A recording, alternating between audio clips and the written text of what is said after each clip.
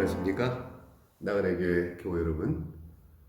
오늘도 맥주인 성경 읽고 열심히 할 수 있기를 또 힘내고 격려하면서 전도서 2장 한 장의 말씀을 저와 함께 간단히 먼저 살펴보도록 하겠습니다.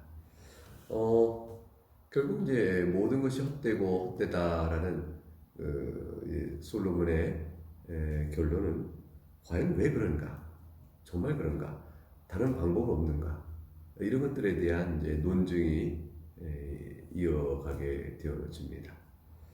이 장에서 이제 말한 논증의 첫 번째 내용은 즐거움입니다. 결국 이제 2장 1절과 2절에 나는 내 마음이 이르기를 자 내가 시험 삼아 너를 즐겁게 하리니 너는 낙을 누리라 하였으나 보라 이것도 헛되도다. 과연 즐거움을 우리가 누린다면 그것을 통해서 우리가 낙을 누릴만 하지 않을까? 정말 의미가 없다 할 수 있을까? 헛된 인생으로 말하지 않아도 되는 거 아닐까? 이런 생각을 할 수 있지 않겠습니까? 그것을 한번 시험해 보겠다는 거죠. 그래서 즐거움 속에서 낙을 누리면서 나오는 게 웃음이잖아요. 기쁘고 즐거우니까 웃음인데 2절에 내가 웃음에 관하여 말하기를 그것은 미친 것이라 하였고 희락에 대하여 이르기를 이것이 무슨 소용이 있는가 하였도다. 그러니까 즐거움 속에서 내가 한번 즐겁게 살아보자, 낙을 누려보자 그러면서 웃고 희락을 노래해도 이것이 다 결국에는 결론을 말합니다. 소용이 없고 헛되다고 말합니다. 어떤 것을 해봐서 그럴까요? 이제 3절부터 3절부터 3절 말씀에 이러한 것들을 희락과 즐거움을 통해서 어떠한 낙을 누리고자 하는 것인가에 대한 구체적인 내용이 3절에 나와 있는데 예컨대 이런 것들입니다. 내가 내 마음으로 깊이 생각하기를 내가 어떻게 하여야 내 마음을 지혜로 다스리면서 술로 내 육신을 즐겁게 할까? 또 내가 어떻게 하여야 천하의 인생들이 그들의 인생을 살아가는 동안 어떤 것이 선한 일인지를 알아볼 때까지 내 어리석음을 꼭 붙잡아 둘까 하여. 결국 이제 술이죠. 내가 지혜로 마음은 다스리고 술로 육신의 즐거움을 얻는 것. 그래서 다른 사람들의 어리석음을 달리 난 지혜가 있고 또 다른 사람들과 달리 나는 술로 내 육신을 즐거워하니 이 즐거움, 지적 즐거움이요 육신의 만족의 즐거움이요 이 모든 것들은 결국 어떻게 되겠어요? 나에게 인생에 의미가 있다. 살아볼 만한 인생이다. 인생의 목적을 제시할 만한 그런 것이 되지 않겠는가? 이렇게 얘기한 것입니다. 그럼 그 술과 지혜를 얻기 위해서 또 그것을 위하여 무엇을 했을까요? 이게 4절부터의 내용이 이어집니다. 적어도 9절까지 솔로몬이 제시한 구체적인 일들이었습니다. 읽어보겠습니다. 나의 사업을 크게 하였노라. 내가 나를 위하여 집들을 짓고 포도원을 일구며 여러 동산과 과원을 만들고 그 가운데 각종 과목을 심었으며 나를 위하여 수목을 기르는 산림에 물을 주기 위하여 옷들을 팠으며 남녀 노비들을 사기도 하였고 나를 위하여 집에서 종들을 낳기도 하였으며 나보다 먼저 예루살렘에 있는 모든 자들보다도 내가 소와 양떼의 소유를 더 많이 가졌다. 은근과 왕들이 소유한 보배와 여러 지방의 보배를 나를 위하여 쌓고 또 노래하는 남녀들과 인생들이 기뻐하는 첫 첩들을 많이 두었노라. 내가 이같이 창성하여 나보다 먼저 예루살렘에 있던 모든 자들보다 더 창성하니 내 지혜도 내게 여전하도다. 10절 말씀 보세요. 무엇이든지 내 눈이 원하는 것을 내가 금하지 아니하며 무엇이든지 내 마음이 즐거워하는 것을 내가 막지 아니하였으니 이는 나의 모든 수고를 내 마음이 기뻐하였습니다. 이것이 나의 모든 수고로 말미암아 얻은 몫이로다. 이 정도 되었으면 자신이 원하는 것을 내가 금하지 않을 만큼 넘치게 가졌고 내 마음이 즐거워하는 것을 내가 막을 필요가 없었어요. 마음껏 즐거워했어요. 그랬으므로 이것이 내가 수고해서 얻어진 이 내 모든 것들이 이렇게 있으면 그러면 인생이 의미가 있는 것이 아닐까. 뭐 필요한 거 다 있잖아요. 술을 위해서 필요한 것은 직접 포도나무를 주고 또 과원도 만들고 또 동산 안에서 또 종들이 많아서 소유도 많고 지혜도 많고 그러니까 이 정도면 마음과 정서적으로 충분한 기쁨을 누릴 만하지 않을까요? 정신적으로는 지혜가 있고 육신의 즐거움에서는 포도를 즐길 만한 넓은 부가 있고 만족을 누리며 쾌락이 필요한 건 다 있어요. 처첩도 많이 두었다. 보배는 누구보다도 많이 가졌다. 종들도 많다. 땅도 많다. 또 사업도 잘 된다. 이런 것이죠. 그런데 결론은 11절에 이렇게 얘기합니다. 그 후에 내가 생각해 본즉 내 손으로 한 모든 일과 내가 수고한 모든 것이 다 헛되어 바람을 잡는 것이며 해 아래서 무익한 것이로다. 이것도 무익하다고 합니다. 왜 그러겠습니까? 결국 사람은 마음속에 두었던 영원한 생명에 대한 그 갈증을 피할 수가 없습니다. 이렇게 해도 늙어가는 겁니다. 이렇게 해도 정신이 허망하다라는 걸 압니다. 궁극적인 죄 아래 사는 인생의 그 한계를 극복하지 못하는 것입니다. 누구보다도 부유하고 좋은 조건의 인생을 사는 것 같지만 죽음으로 인한 저주의 심판 아래 있는 인생의 한계를 사람은 극복할 수가 없는 겁니다. 12절에 그 극복을 위해서 사람이 말할 수 있는 지혜 같은 것을 한번 따져볼까요? 지혜가 있으면 좀 낫지 않을까? 12절에서 17절까지 말씀의 내용을 한번 살펴보겠습니다. 내가 돌이켜 지혜와 망령됨과 어리석음을 보았나니 왕뒤에 오는 자는 무슨 일을 행할까? 이미 행한 지 오래전의 일일 뿐이라.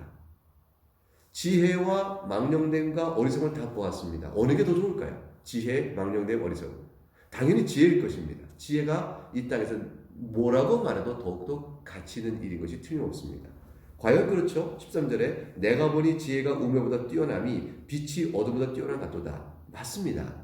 14절 지혜자는 그의 눈이 그의 머릿속에 있고 우매자는 어둠 속에 다니지만 그들 모두가 당하는 일이 모두 같으리라는 것을 나도 깨달았도다. 여기 부조리가 있어요. 지혜는 인생을 살면서 훨씬 더 나은 것이 빛과 같은 것이고 우매는 어둠과 같은 것인데 그러면 그 둘이 살아가는 결과, 인생의 결과가 달라야 하는데 다 죽음의 저주 안에 있는 겁니다. 지혜가 이 한계를 극복하지 못하는 겁니다. 모두가 같다. 당하는 게 모두 같다. 15절 내가 내 마음속으로 이르기를 우매자가 당한 것을 나도 당하리니 내게 지혜가 있었다 한들 내게 무슨 유익이 있으리요? 하였도다. 내게 무슨 유익이 있으리요? 하였도다. 이에 내가 내 마음속으로 이르기를 이것도 헛되도다 하였도다. 인생의 의미란 것은 죽음의 저주의 문제가 해결되지 않는 한 어떤 의미를 찾을 수가 없는 겁니다. 영원히 없는 한, 영원을 바라보지 못하는 한 죽음의 문제를 풀지 못하는 것이죠. 16절 지혜자도 우매자와 함께 영원하도록 기억함을 얻지 못하나니 후일은 모두 다 잊어버린 지 오래일 것입니다. 오라 지혜자의 죽음이 우매자의 죽음과 일반이로다. 이러므로 내가 사는 것을 미워하였노니 이는 해 아래서 하는 일이 다 내게 괴로우며 모두 다 헛되어 바람을 잡으려는 것이기 때문이로다. 하지만 인생 나름대로 열심히 살고 또 무엇인가를 남기면 그럼 그 후손들에게 유익되지 않을까요? 그리고 또 그런 대로 한 인생을 또 복되게 산 것이라고 인류 역사 속에 이름도 기록되고 그래서 의미 있는 인생을 산 것이 아닐까요?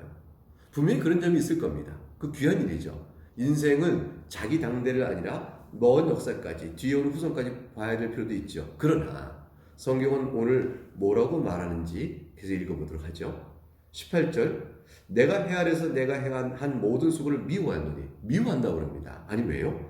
이는 내 뒤를 이을 이에게 남겨주게 됩니다. 내 뒤에게 내가 한 수고의 업적을 남겨주게 되는 일 때문에 내가 미워한다고 그래요. 19절 그 사람이 지혜자일지 우매자일지야 누가 알냐마는 내가 해 아래서 내 지혜를 다하여 수고한 모든 결과를 그가 다 관리하니니 이것도 헛되도다. 그리고 문제는 뭐냐면 내 인생의 의미를 내가 수고한 업적을 내 뒤에 오는 사람이 관리할 때 그 사람이 지혜자건 우매자건 어찌됐건 그 사람이 그걸 잘 관리하든 못하든 그것이 내 인생의 의미를 결정하는데 상관이 없는 문제가 된다는 것이에요. 그러니까 내 인생의 의미는 내게 주어지지 않은 것인데 내가 죽고 난 다음에 죽음의 저주 아래 들어간 다음에 내가 살아 생전했던 일들이 후대에 어떤 의미를 주는지가 내 죽음의 저주의 문제 안에서 내 인생의 의미를 해결한다는 무슨 의미가 있느냐? 그것입니다. 보다 근본적인 문제를 하고 있는 것이죠. 근본적으로 묻고 있는 것입니다. 후대 사람들이 앞에 당신의 남은 업적이 너무 훌륭하여 이렇게 인류에 큰 공헌을 했어 라고 아무리 내가 죽음의 저주에 들어간 다음에 칭송한다 할지라도 죽음의 저주에 들어가 이미 썩어져 버려서 영원한 멸망과 죄의 심판날이 있다면 그 내게 남은 업적이 후대 칭찬이, 그걸로 인한 후대 칭찬이 나에게 무슨 의미가 있냐는 것이죠. 그것이 해결되지 않는 한 내가 인생에 사는 의미를 근본적으로 찾는 답이 되지 않는 겁니다. 우리 그런 사람 많이 보죠. 그리스도 안에서 영원한 생명을 얻지 못한 채 죽어가는 많은 사람들 가운데서 인류의 이 땅에 사는 생존에 도움되는 일들을 많이 하는 사람 봅니다. 귀한 사람이요 참으로 인류에 귀한 것을 남겨준 사람들입니다. 그러나 그 사람 인생 자체에 우리가 누린 유익들 무슨 의미가 있을까? 더군다나 그 남겨진 것이 후손에 의해서 만약 부정되어 버린다면 또 무슨 의미가 있을까요? 그래서 20절에 이러므로 내가 해 아래에서 한 모든 수고에 대하여 내가 내 마음에 실망하였도다. 어떤 사람은 그 지혜와 지식과 재주를 다하여 수고했어도 그가 얻은 것을 수고하지 않은 자에게 그의 몫을 넘겨주리니 이것도 헛된 것이며 큰 악이로다. 결국 내게 남지 않는 것이에요. 사람이 공수의 공수거잖아요. 아무것도 내게 남지 않고 사람이 해 아래에서 행하는 모든 수고와 마음에 애쓰는 것이 무슨 소득이 있냐. 결국 내가 죽음의 저주에 삼키면 나와 상관없는 것이 되고 만다. 일평생에 근심하며 수고하는 것이 슬픔뿐이라. 내가 슬퍼하며 고생하며 애쓴 그 마음이 밤에도 쉬지 못하고 애쓴 일이 결국은 다 헛되고 만다. 이렇게 말씀합니다. 그리고 24절에 그러니 어차피 이 땅 사는 동안에 한 인생 사는 것밖에 남는 게 없다면 사람이 먹고 마시며 수고하는 것보다 그 마음을 더 기쁘게 하는 것이 없나니. 그러니 흥청망청 타락하며 살자는 뜻이 아니라 결국 주어진 삶의 분기단에서 그래도 내가 먹고 마시며 수고하며 육체를 위로하고 마음의 평안도 갖고 그렇게 사는 것이 그게 소박할지라도 이게 기쁨이겠다 싶은데 이것도 본즉 하나님 손에서 나오는 것이로다 라고 말합니다. 이 사람이 결정 못하는 것이에요. 내가 그렇게 되길 원한다고 해서 내가 줄 수 있는 것이 아니라는 것입니다. 먹고 즐기는 일을 누가 나보다 더 해봤으냐. 하긴 나 정도면 이것이 사람이 결정하는 일이라면 정말도 내가 필요한 물자를 얻고 내 마음의 평안을 가질 만한 인간이 결정할 만한 모든 조건과 능력을 가졌지 않느냐. 그러나 26절에 말합니다. 하나님은 그가 기뻐하신 자에게는 지혜와 지식과 희락을 주시나 죄인에게는 노고를 주시고 그가 모아 쌓게 하사 하나님 기뻐하는 자에게 그가 주게 하시지만 이것도 헛되어 바람을 잡는 것이로다. 결국 사람이 그나마 이렇게 먹고 마시고 수고하며 기쁨을 누리는 것, 이것이 인간 편에서 좋은 조건이 할지라도 하나님 기뻐하신 자에게 그나마도 주시는 것이요 인간이 결정할 수 없는 것이다. 근데 하나님께서 또 죄인에게 노고를 주시고 그가 열심히 수고하여 많은 걸 쌓게 한다 할지라도 하나님께서 그걸 다른 이에게 돌려버리시면 그 결과를 인간이 결정 못하는 겁니다. 수고하여 내가 얻은 것에도 내가 결정 못하고 또 내가 어떤 일을 할지도 하나님 손에 있다면 인간이 이런 소박하게 먹고 마시고 수고하는 것 또는 남보다 더 많이 먹고 더 많이 갖고 수고하고 더 내 마음을 기쁘게 하는 그 어떤 것도 결국 어떻습니까? 인간이 어떻게 결정할 수 없는 거잖아요. 원한다고 될 수 있는 것이 아니라는 것을 알게 되는 겁니다. 인간은 결국 죽음의 저주, 거기에 삼켜버리는 그 한계 내에서 하나님 없이 인간 자체에 보이는 이 세상 안에서 그 무엇을 가지고도 인생의 의미를 찾고자 했을 때 허망한 것, 헛됨을 피할 수가 없는 겁니다. 그러나 저와 여러분에게는 복된 인생이 되었습니다. 예수 그리스도, 우리의 소망, 인생 중에 참된 위로가 되신 주님이 우리의 주님이십니다. 우리는 하나님을 유혹으로 받은 자요, 하나님께 베푸시는 하나님 나라가 우리 것이요, 그 안에서 우리를 위하여 오늘도 기도하시고 우리를 돌보시는 하늘에 계신 대제사장 예수 그리스도가 계시고 주님께서 그리스도의 영으로 이 땅에 보내시사 우리와 함께 하신 성령님께서 또한 우리를 위해 기도하십니다. 이 말씀을 마음에 깊이 새기고 또 고단한 하루지만 또 감사와 기쁨과 평강 가운데 하루를 복되게 지내시기를 주의로 축복합니다. 감사합니다.